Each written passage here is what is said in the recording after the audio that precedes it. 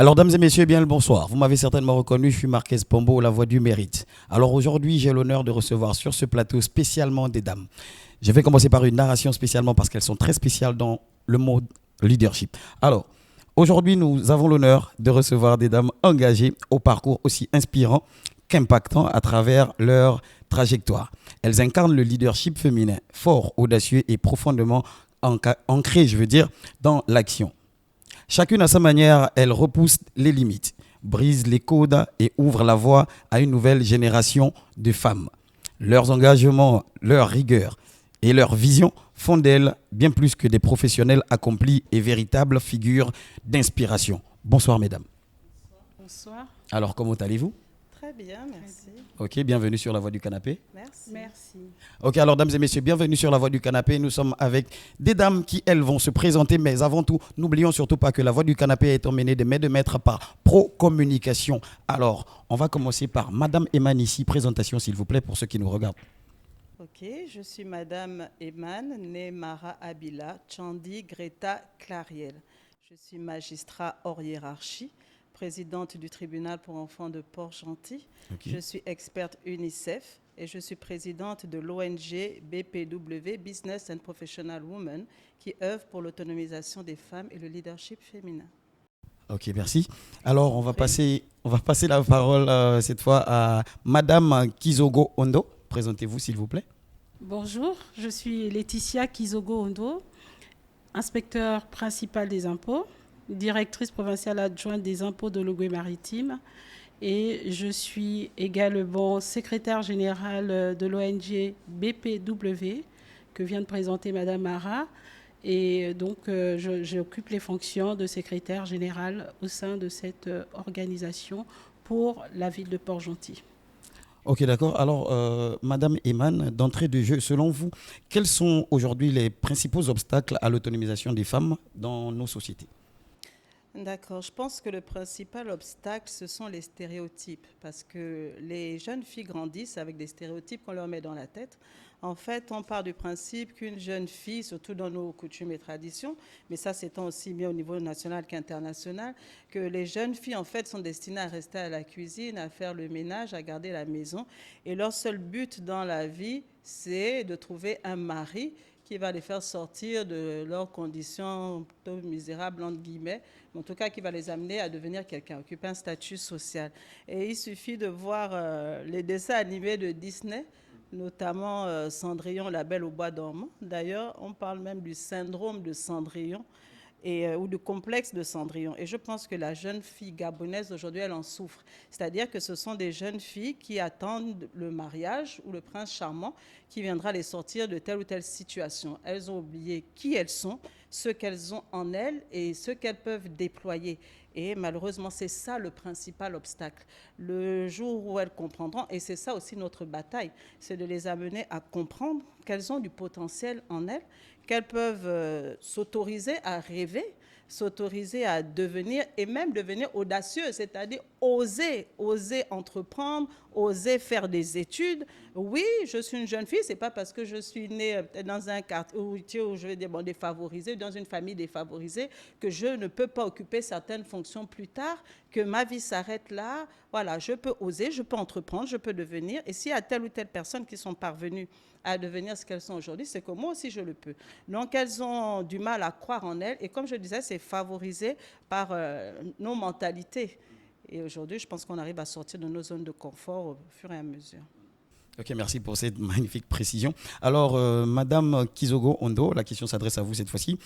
Selon vous, quelles compétences clés une femme doit-elle développer aujourd'hui pour s'imposer et réussir dans des environnements exigeants? J'ai envie de dire qu'il n'y a aucun environnement qui soit plus exigeant qu'un autre. Et j'ai aussi envie de dire qu'il n'y a pas un leadership féminin, un leadership masculin. Le leadership, c'est cette capacité tout justement à avoir une vision et à pouvoir la déployer. Donc les objectifs qui doivent être atteints pour un leadership tout simplement, il y a quelques caractéristiques à avoir, c'est-à-dire de la transparence, la redevabilité, de la résilience, du partage. Voilà, entre autres, quelques critères qu'il faut pouvoir avoir afin de pouvoir être un bon leader. Un leader, c'est quelqu'un qui a pour objectif de changer le statu quo. Son rôle, c'est de trouver des solutions. Son rôle, c'est de faire avancer l'équipe. Donc, qu'on soit homme ou femme, il n'y a pas une manière de leader au féminin et une autre manière de leader au masculin. Ok, d'accord. Madame Eman, peut-être enchérir par rapport à, cette question. D'accord, je suis d'accord avec Madame Kizogo. Après, la femme a quelque chose en plus, parce que la femme, elle agit plus dans l'émotion, elle a plus de sensibilité. Et je veux dire, aujourd'hui, on assiste, comme elle disait, ce n'est pas tant les femmes, mais aujourd'hui, on assiste à un leadership qui est transformationnel, c'est-à-dire qui amène à se transformer et qui amène les hommes qui nous accompagnent à être transformés. Et en fait, le leadership, comme elle a dit, c'est une vision, c'est-à-dire que celui qui est leader, il a d'abord une vision. Et il doit avoir une capacité à tirer les autres. Et pour avoir cette capacité à tirer les autres, il faut que les autres adhèrent à cette vision-là. Et il faut aussi être inspirant. Parce que quand on est inspirant, en fait, on donne à ces personnes-là l'envie de nous ressembler. Et pour être inspirant, il faut avoir des valeurs, il faut avoir des vrais combats, il faut défendre des vraies causes. Et à partir de là, on devient inspirant par d'autres manières de faire. Et inspirant aussi, c'est avoir aussi un vrai témoignage. Parce qu'on voit que la personne a fait telle ou telle chose et nous aussi, on veut faire le même parcours. Ah, waouh, elle a réussi à faire ça. Oui, c'est super, elle a réussi à faire ça. Et ça donne envie d'être et de devenir. C'est ça. Donc, on devient un modèle. Mais le vrai leader aussi, qu'est-ce qu'il fait? Il pousse les autres, pas seulement les pousser, mais il les positionne. C'est-à-dire que le vrai leader accepte de s'effacer pour positionner les autres. Le leadership qui veut que moi je suis un leader et puis les autres me suivent, ce n'est pas du vrai leadership. Ça n'amène pas à la transformation. Le vrai leader, c'est celui qui est capable de s'abaisser pour élever les autres et qui est heureux de voir les personnes qu'il a formées devenir.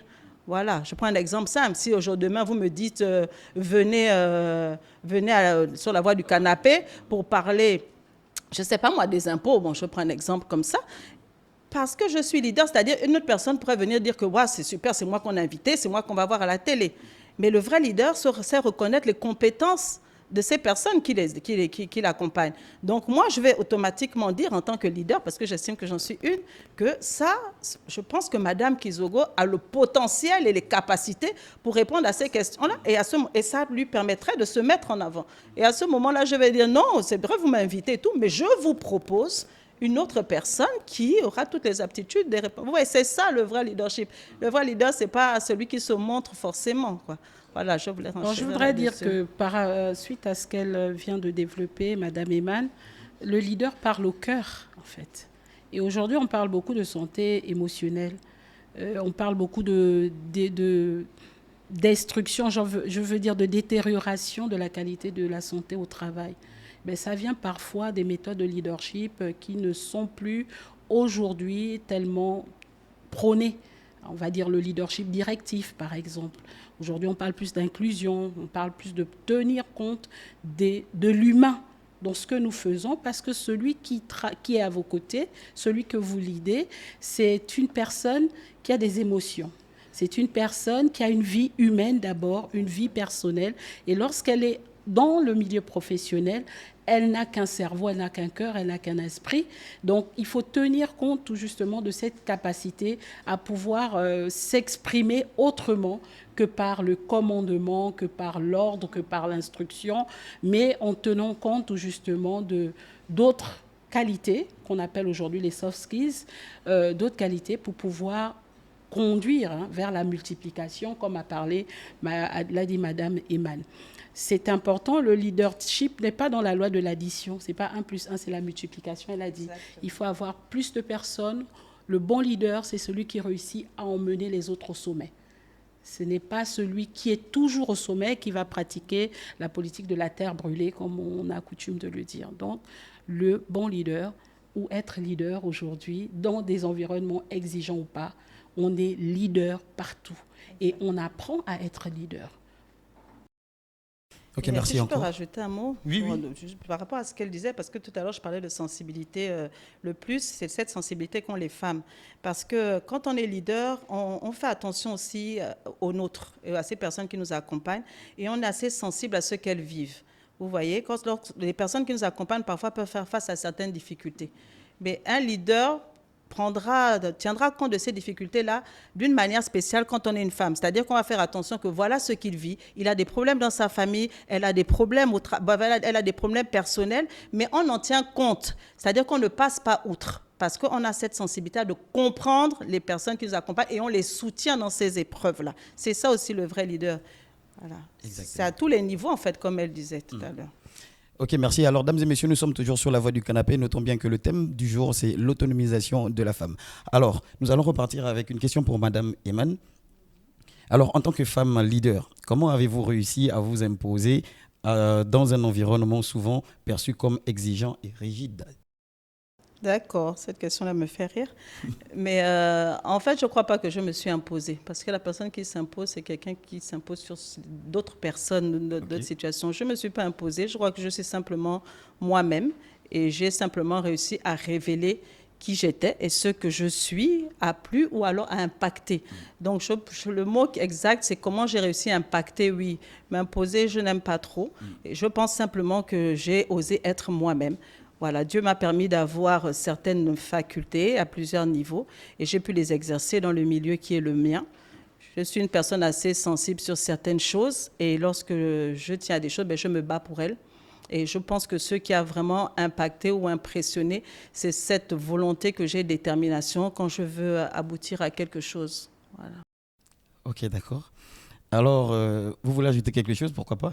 Elle a tout dit. Et si nous sommes ensemble, presque un binôme inséparable, c'est parce que nous avons nous partageons les mêmes valeurs et nous avons plusieurs traits caractéristiques communs. Je veux dire que être soi, c'est être. Donc, il n'y a pas de calcul, c'est être et révéler qui nous sommes par la grâce de Dieu. Je pense que on n'a pas besoin de s'imposer, on n'a pas besoin de stratégie particulière. Il faut être et savoir être. Être et savoir être. Parce que nous évoluons dans un cadre avec des collègues, avec des supérieurs hiérarchiques, des collaborateurs, mais il faut savoir tout justement faire preuve de flexibilité, à la fois mentale, à la fois relationnelle, pour pouvoir avoir des rapports cordiaux et surtout répondre aux missions qui vous sont assignées. Il y a être soi. Et puis pour enchérir, imposer, quand on dit comment ça a pu vous imposer, s'imposer, c'est comme si on est en concurrence avec d'autres personnes. Mais en fait, on est en concurrence avec personne. La seule personne avec qui on est en concurrence, c'est soi-même. C'est-à-dire que chaque jour, on se challenge pour être meilleur et devenir la meilleure version de soi, tout simplement. Moi, Madame Eman, je peux comprendre le sens imposé, parce que tout justement, nous sommes dans une société où les règles sont dictées un peu par les hommes. Donc, c'est plutôt à l'intérieur de cette chasse gardée, parce que les hommes ne lâchent rien. On va voir que tous les postes sont masculins. Nous nous sommes présentés ici comme magistrats, nous sommes présentés comme inspecteurs. Donc, le cadre est déjà assez rigide. Et c'est dire comment entrer, en fait, dans ce cadre qui est déjà assez fermé, parce que, on le voit, si aujourd'hui, les femmes sont à 49% de la population gabonaise, mais on n'est pas 49% forcément dans les postes de responsabilité. Nous ne sommes pas à 49% forcément là où nous devons être au niveau des formations de qualité ou des formations qui exigent une certaine technicité. Nous ne sommes pas forcément suffisamment représentés. Donc c'est par rapport à l'homme que cette question nous est plutôt posée et peut-être ils se disent que nous sommes un peu comme assimilés aux hommes. Et là, je vais vraiment apprécier ce que disait Madame Mara, c'est que nous ne sommes pas des leaders hommes. On ne devient pas leader pour être des hommes. Nous sommes leaders en regardant notre féminité. Nous sommes leaders en étant nous, comme on l'a dit dès le départ. Nous sommes nous. Et donc, nous arrivons là parce que nous sommes nous. On refuse de changer Et puis la question déjà des sexistes, parce que si on commence à poser par rapport aux hommes, pour moi c'est sexiste. Voilà, pour moi c'est sexiste. C'est-à-dire que, oui, mais il faudrait qu'on passe outre, parce qu'il faut se dire qu'on est soi, et puis il y a les autres. Voilà. On ne vient pas là pour être en concurrence avec un homme. Il y a des hommes qui sont performants, il y en a qui sont moins performants, il y a des femmes qui sont performantes, surtout dans le milieu du travail. Vous voyez? Et je vais vous dire une chose, parfois même, parce que là si on rentre, on va développer, on va entrer dans autre chose. C'est pourquoi je préfère rester figée, parce que le problème c'est qu'on n'est pas en concurrence qu'avec les hommes. Même les femmes sont en concurrence entre elles constamment. Et les premiers obstacles que les femmes rencontrent dans le milieu du travail, je suis désolée, ce n'est pas les hommes, ce sont d'autres femmes comme elles. C'est pourquoi je dis que si on rentre là-dedans, ça va aller beaucoup plus loin. Parce que je profite de l'occasion pour passer le message et insister toujours là-dessus que les femmes ne vont réussir, valablement réussir et véritablement réussir que quand elles vont comprendre qu'elles ne peuvent réussir que quand elles seront soudées. Voilà, c'est ce qu'on appelle le she for she, la sororité. Les femmes doivent avancer ensemble. Voilà, c'est le message que je voulais lancer. Merci encore pour cet éclairage. Alors, une question encore pour Madame Kizongo Ondo. Alors, pensez-vous que le leadership féminin apporte une approche différente dans la gestion des équipes et des institutions? Elle vous a déjà dit pas de leadership féminin. Ok, d'accord. Parlons du leadership. Parlons pas les femmes. Quand on parle de redevabilité, Monsieur Pombo, voilà, ou que l'on parle de transparence, mais ça vaut aussi bien pour les hommes que pour les femmes. Okay. Quand on parle de soft skills, autant les hommes que les femmes doivent pouvoir tenir compte de l'humain qui est en face d'eux. C'est très, très important. Donc, le leadership féminin, c'est un peu cosy, c'est à la mode, mais moi, ça ne me parle pas trop parce qu'il faut qu'on arrive à comprendre que les hommes et les femmes peuvent diriger de la même manière. D'accord. Donc, je veux bien... si vous pouvez reformuler votre question. D'accord, on va se limiter à dire leadership tout simplement. Oui. Alors, pensez-vous que le leadership apporte une approche différente dans la gestion des équipes bon, ça c'était la question pour... Peut-être la participation des femmes. C'était encore plus côté féminin en fait. Donc, dans la gestion, ce qu'une femme, comment une femme, est-ce qu'elle apporte en plus en fait dans la gestion des équipes? C'est plutôt un peu ça. Alors, il est prouvé scientifiquement que la gestion d'une femme est meilleure que celle des hommes. Pourquoi? Parce que les femmes sont très sensibles au risque. La femme prendrait difficilement des décisions qui mettraient en difficulté, qui la mettraient d'abord, elle, en difficulté. Avant de penser même à l'institution qu'elle dirige, à l'entreprise qu'elle dirige, au groupe, elle pensera d'abord à elle, à sa vie personnelle, à l'impact, en fait, que pourrait avoir une décision ou une autre sur sa vie personnelle. Donc, en termes de gestion de risque, les femmes ont un leadership beaucoup plus avisé, qui est d'ailleurs apprécié au niveau des institutions financières, les banques, les établissements financiers à l'international, puisque là, nous avons quand même des statistiques, montrent que la gestion de la femme, le leadership féminin, comme vous le dites, je vous le concède, est peut-être meilleur, a plus de qualité. Et donc, c'est aussi une invite aux hommes de pouvoir tenir compte de la notion de risque, pouvoir mesurer le risque, pouvoir tenir compte des incidences d'un risque, d'une décision sur la communauté, sur l'entreprise, sur l'administration que l'on dirige. Voilà. Ok, d'accord. Alors, Madame Eman, peut-être enchérir par rapport à ça? Non, mais je pense qu'elle a tout dit. En fait, comme je l'ai dit tout à l'heure, donc je n'ai pas envie de me répéter, mais je pense que les femmes ont une certaine sensibilité, voilà, dans leur manière de gérer. Mais aussi, les femmes sont perfectionnistes. Elles sont perfectionnistes. Il suffit généralement de voir comment une femme tient sa maison. Donc, elles aiment que les choses soient bien rangées, que tout soit bien carré. Et je pense qu'elles ont quand même un petit plus à ce niveau-là. Mais après, il y a des hommes qui sont très maniaques aussi en matière de rangement, qui dépassent même les femmes. On va pas trop s'aventurer là-dessus. Voilà. Donc, voilà. Ok, merci. Alors, dames et messieurs, nous sommes toujours sur la voie du canapé. Nous allons marquer une petite pause. On vous revient juste après la publicité. À tout à l'heure.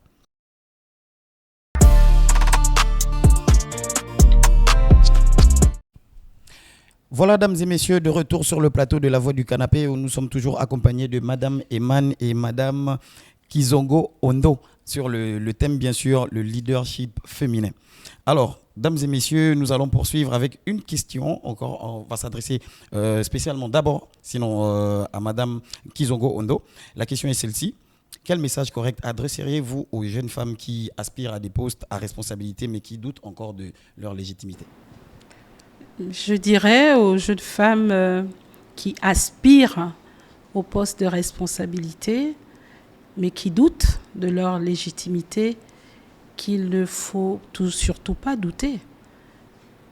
Il faut oser, il faut briser les stéréotypes, il faut briser l'autocensure, parce que c'est de l'autocensure de douter. Elles peuvent, elles en sont capables. Tout est une question de volonté. Ok, Madame Eman, on renchérit peut-être un peu par rapport à ça. En fait, de répéter la même chose, c'est-à-dire de croire en soi. Dieu a mis en nous des potentialités, nous avons du potentiel en nous, et je pense que chaque jeune femme, depuis le plus jeune âge, en fait, doit comprendre qu'elle a des dons, elle a des talents, elle a des capacités, et qu'elle aussi, elle peut devenir. Donc, c'est d'abord croire en soi, parce que dès qu'on doute, on se met des barrières, on se met des limites. Donc, c'est croire en soi et prendre confiance en soi. Et dès qu'elles auront confiance en elles, je pense que les choses iront d'elles-mêmes. Mais aussi, il faut vaincre le syndrome de l'usurpateur. Là, dans le cas de l'espèce, je vais dire l'usurpatrice, parce qu'il y en a qui ont tendance à penser qu'elles n'ont pas leur place à tel ou tel endroit. Vous voyez, ça, c'est la place des autres. Ça, c'est la base, c'est le milieu des autres. Ah, ça, c'est pour vous. Ça, c'est pour vous. Oh non, ça, c'est pas pour nous. Ça, ce sont vos... Vous voyez, c'est-à-dire que dès le début, déjà, comme elle le disait, elles se censurent. Pour elles, elles n'ont pas droit à ça. Et il faudrait qu'elles arrivent à dépasser ça. Voilà. Ok, d'accord. Si vous permettez, pour conclure sur ce point, je dirais aux jeunes sœurs qui nous écoutent et nous regardent que le succès se programme. Donc, elles ont tout à gagner à programmer leur réussite pour l'avenir. Ok. Alors, vous avez tout à gagner. Donc, il faut, on va dire, programmer sa réussite. Voilà. Alors, pouvez-vous nous parler en quelques mots de l'ONG BPW? Ok, BPW, je vais d'abord prendre la parole parce que c'est moi la présidente. BPW, c'est Business and Professional Women. C'est une ONG internationale qui a un statut consultatif à l'ONU. Donc, cette ONG a été créée par une jeune dame qui était à l'époque avocate, une américaine, Lena Madeline Phillips, voilà, qui a œuvré, qui estimait qu'une femme doit être outillée, doit être formée et qui croyait en elle et qui voulait faire carrière et qui pensait qu'une femme peut devenir sans pour autant compter sur un homme et qu'il fallait faire des études pour ça. Et elle était chrétienne aussi. Donc, elle a commencé avec une association chrétienne où elle a décidé de pousser certaines femmes. Et cette association-là s'est étendue au niveau des États-Unis. Et aujourd'hui, BPW existe partout dans le monde.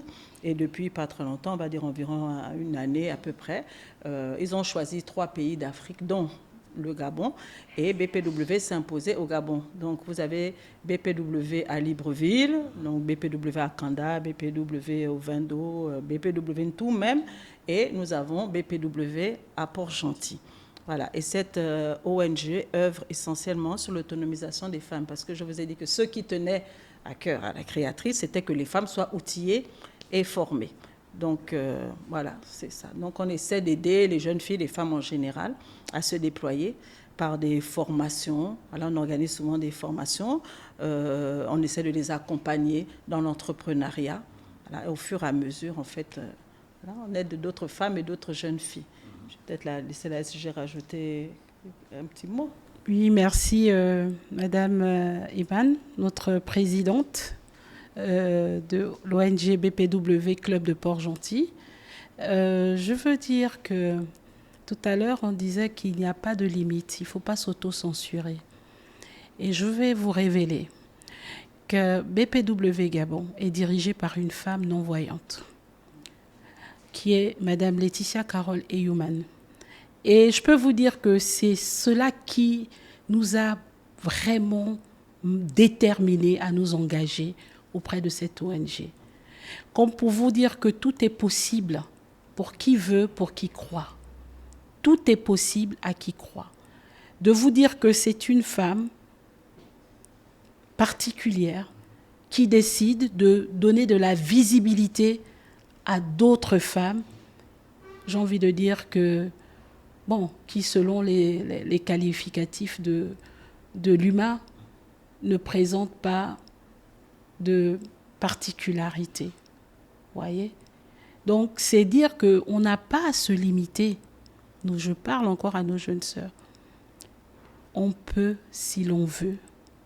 Et tout arrive à celui qui croit.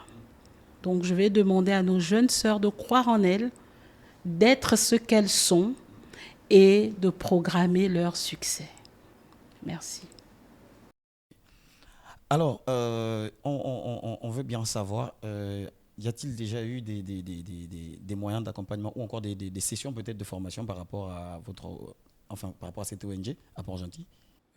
Oui, nous avons eu plusieurs formations déjà, des formations sur le leadership, des formations sur l'art oratoire, des formations, des conférences sur l'entrepreneuriat, des formations sur le réseautage, comment réseauter et pourquoi réseauter. Donc oui, nous avons quand même commencé déjà des formations, pas mal de formations. Depuis 2025 oui, déjà. Oui. Donc, Alors, quels sont les critères de formation, par exemple? On veut savoir, parce qu'on se poserait forcément la question de savoir comment est-ce que ça se passe, sinon nous donner un peu plus de Mais les critères, il suffit d'être une femme ou une jeune fille, c'est tout. Dès qu'on a un sexe féminin, on remplit les critères, parce que cette ONG s'adresse essentiellement aux femmes, voilà, aux femmes et aux jeunes filles. Donc, dès qu'on est une jeune fille, dès qu'on est une femme et qu'on veut adhérer, il y a la possibilité d'adhérer. Il n'y a pas de critères, il n'y a pas de conditions qu'il faut remplir. La seule condition, c'est d'être une femme. Et puis après, on accompagne de qu'est-ce qu'on veut faire, dans quoi on veut faire, qu'est-ce qui nous manque. Voilà, moi je peux dire oui, je suis leader aujourd'hui, mais peut-être qu'il y a des choses qui me manquent. Peut-être que moi, bon, c'est pas mon cas, mais peut-être que je ne sais pas parler en public. Je prends un exemple. Voilà, je suis performant dans ce que je fais, je suis peut-être au cadre dans une société et tout le reste, mais quand il s'agit de venir prendre la parole en public, il y a une interview, j'ai du mal à parler. Donc là, j'ai un manque. Et je peux avoir des solutions avec les autres, quoi. Et nous, c'est ce qu'on essaie d'apporter. Chacun apporte ce qu'il a aux autres. Et puis, je vais, avant de donner la parole à ma sœur, ma mère sœur Tour, voilà, c'est la sororité à BPW. C'est comme je le disais tout à l'heure, c'est le she for she. C'est-à-dire qu'on se soutient et on monte ensemble. Personne ne reste. Voilà, c'est ça, on se porte, on doit se porter. Si on voit que l'une est faible quelque part, on essaie de lui donner de la force. S'il y a un manque quelque part, on essaie de combler ce manque-là. Si on a des sœurs qui entreprennent, on les accompagne dans cet entrepreneuriat-là. Ça veut dire que si ma sœur ici vend des sandales, mais chaque fois que j'ai envie d'acheter des sandales, je n'irai pas chez quelqu'un d'autre, j'irai chez la sœur de BPW. Voilà, c'est exactement ça. Tu veux renchérir? Merci, oui, je voudrais renchérir. Alors, je dirais que c'est des filles, oui, des femmes, mais des femmes audacieuses. Parce que notre slogan, c'est « L'audace déclenche l'expansion ». L'audace déclenche l'expansion. Donc, ce sont des jeunes filles ou des femmes audacieuses. Je voudrais rajouter cela, Madame la Présidente. Et je voudrais aussi dire que nous accompagnons dans l'entrepreneuriat. Comment accompagnons-nous? Par le biais des formations. Parce que lorsqu'on parle d'autonomisation, très vite, on a à l'esprit de la manne financière. Non. Autonomiser une personne, c'est la rendre indépendante. C'est la mener à connaître ses droits, mais aussi ses devoirs. Lorsqu'on est entrepreneur, très vite, on a un budget de 20 000 francs, on commence à préparer du yaourt dans sa maison, qu'on appelle les cahiers, et on commence à vendre. Le jour où on arrive à 100 000 francs, ça y est, on se déclare entrepreneur. Non, il y a des formalités à remplir. Il faut être inscrite au niveau de l'ANPI, il faut avoir un numéro de contribuables, il faut pouvoir être en règle avec les impôts, avec d'autres administrations. Donc, c'est pour vous dire que nous, notre rôle, c'est d'accompagner la formalisation des femmes. Voilà. Faire sortir des femmes aussi de l'informel pour les amener vers la formalisation, donc le secteur formel. Et c'est très important. Donc, nous œuvrons là-dessus. Nous œuvrons aussi sur les capacités à outiller les femmes, comme elle a dit, dans d'autres domaines. Voilà. Okay. Et on provoque également l'expansion, l'audace. Nous sommes là pour provoquer l'audace chez les femmes. Il y en a qui ne sont pas audacieuses, il y en a qui ne l'ont pas. Moi, on essaie de leur communiquer ça. Voilà. Et puis, comme elle disait, il y a beaucoup de femmes qui travaillent trop dans l'informel. Et on veut les amener vraiment à être dans la régularité et dans la légalité. qu'elles sortent vraiment de là. Et puis, il faudrait que les femmes comprennent aussi qu'elles participent au développement du pays. Et pour participer au développement du pays, il faudrait que les choses soient bien faites, les choses soient faites dans les règles. Voilà. Ok, d'accord. Alors, à Port-Gentil, où peut-on trouver selon la localisation? D'accord. Business and Professional Women, pour le moment, a son siège social au niveau de, comment dire ça, avant le pont du lycée français Victor Hugo. Ok, d'accord. Alors, parlons des réseaux sociaux, peut-être page Facebook et tout le reste, peut-être que les gens iront quand même essayer de s'informer. Oui, il y a une page Facebook, il y en a même plusieurs, Business and Professional, BPW Port-Gentil. BPW Port-Gentil, nous partageons. On peut le dire, pardon, en regardant les objectifs là-bas. Je crois que ceux-là qui sont en train de nous regarder, voilà. Donc, oui. Alors, BPW Port-Gentil a une page sur les réseaux sociaux, sur le réseau social Facebook particulièrement.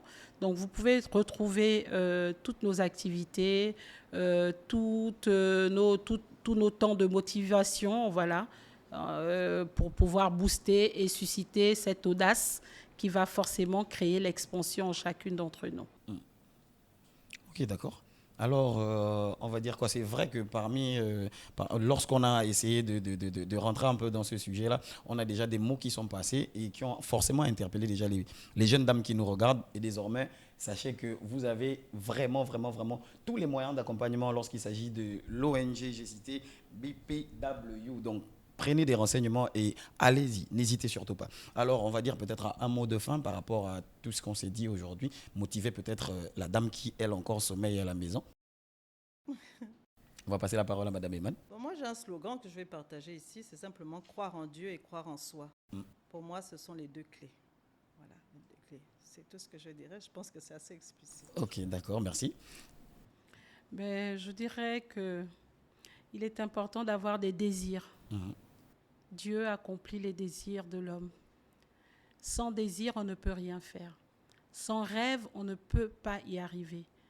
Je pense qu'on a ce grand homme, Martin Luther King, qui l'a dit « I have a dream ». Et c'est ce « I have a dream » qui a mis fin à la ségrégation raciale aux États-Unis. Donc il faut croire, il faut avoir des rêves, il faut avoir des désirs. La Bible déclare que « Fais de l'Éternel tes délices et il te donnera ce que ton cœur désire ». Donc vraiment, ayons des désirs dans nos cœurs, Dieu les accomplira pour nous. Merci. Merci à vous. C'est avec le cœur apaisé, mesdames et messieurs, sur ces mots vraiment réconfortants que nous, on va se dire au revoir. On vous remercie d'ailleurs d'avoir été des nôtres sur La Voix du Canapé. Merci à vous, mesdames. Merci pour l'invitation. Merci. Ok, d'accord. Alors, je suis Marquez Pombo, La Voix du Mérite. Retrouvez-nous sur notre page officielle Facebook, sur notre page officielle YouTube. Mesdames et messieurs, c'est bien sûr La Voix du Canapé. Nous y étions dessus. Alors, on remercie également l'équipe de Pro Communication qui nous accompagne et toutes les personnes également qui nous assistent. Alors, mesdames et messieurs, on se retrouve à la prochaine pour le prochain numéro de La Voix du Canapé. Merci à vous. Passez une bonne soirée.